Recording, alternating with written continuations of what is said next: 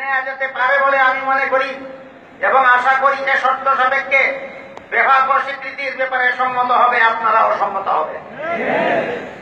আর কওমি মাদ্রাসার স্বকীয়তা বলতে কি বোঝায়? কওমি মাদ্রাসার স্বকীয়তা কথাটা আমাদের অনেকের মুখেই উচ্চারিত হচ্ছে, কিন্তু হয়তো কারো কাছে বিষয়টা অস্পষ্ট থাকতে পারে যে কওমি মাদ্রাসার স্বকীয়তা বলতে কি বোঝায়।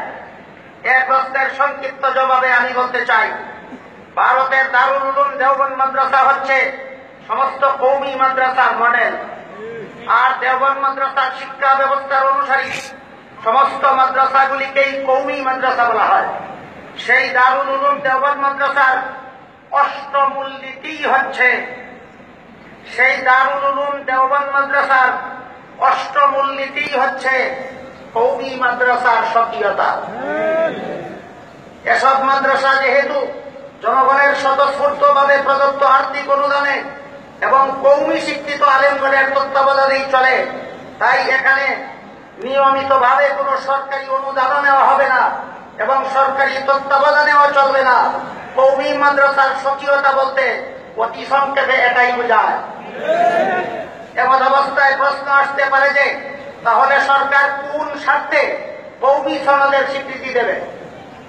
এ প্রশ্নের জবাবের জন্য বিশেষভাবে লক্ষণীয় যে দৈনিক প্রথম আলোর 7/5/2013 সংখ্যায় উল্লেখিত উইকিলিক্স রিপোর্ট অনুযায়ী বাংলাদেশে 23,000 কওমি মাদ্রাসা আছে।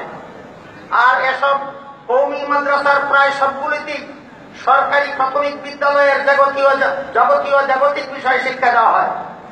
এসব মাদ্রাসার ছাত্রছাত্রীদের সংখ্যা যদি সর্বনিম্ন হারে গড়ে 250 জন ধরা হয়, তাহলে 23,000 মাদ্রাসার ছাত্রছাত্রীদের সংখ্যা দাঁড়ায় 57,50,000।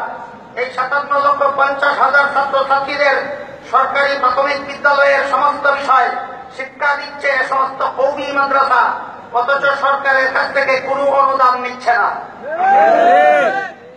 সুতরাং যদি এসব কওমি মাদ্রাসা দেশে না থাকতো, তাহলে সরকারকে প্রথমত এই 57,50,000 ছাত্রছাত্রীদের প্রাথমিক শিক্ষাদানের জন্য 23,000 সরকারি প্রাথমিক বিদ্যালয় প্রতিষ্ঠা করতে হতো এবং তাতে সরকারের কোটি কোটি টাকা খরচ হতো।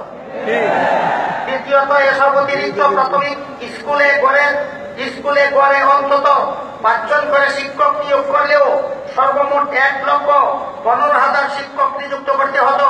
আর এসব শিক্ষকের মাসিক বেতন গড়ে 10,000 টাকা করে হলেও প্রতি মাসে সরকারের 115 কোটি টাকা খরচ হতো, বছরে খরচ হতো এর 12 গুণ। তাই একমাত্র কওমি মাদ্রাসার অবদানে সরকারের এসব টাকা খরচ হচ্ছে না। এছাড়াও অনেক কওমি মাদ্রাসায় হাই স্কুলের সিলেবাসের বিশেষ বিশেষ অংশ শিক্ষা দেওয়া হয়, সেগুলির হিসাব না হয় আপাতত বাদেই দিলাম। সবচেয়ে বড় কথা হলো কওমি শিক্ষার প্রাণ শক্তি হচ্ছে শেষ বিচারের দিন জবাবদিহিতার গভীর অনুভূতি।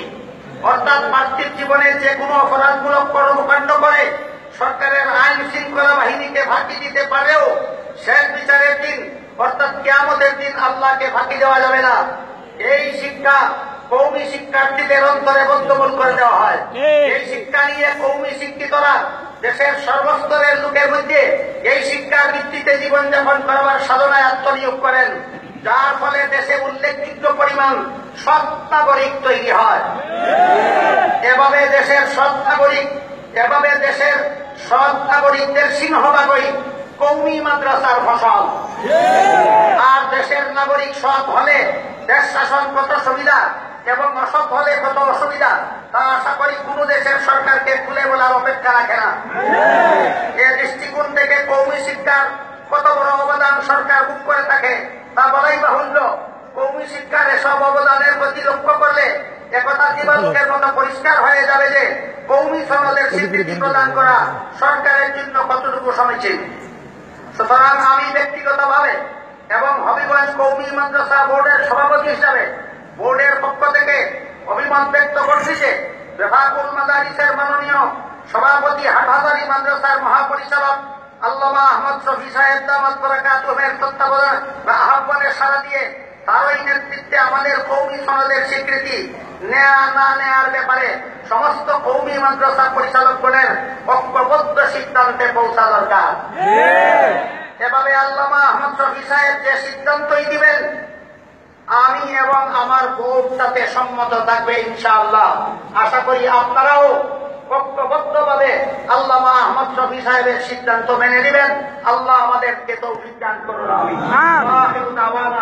আলহামদুলিল্লাহ রাব্বিল আলামিন।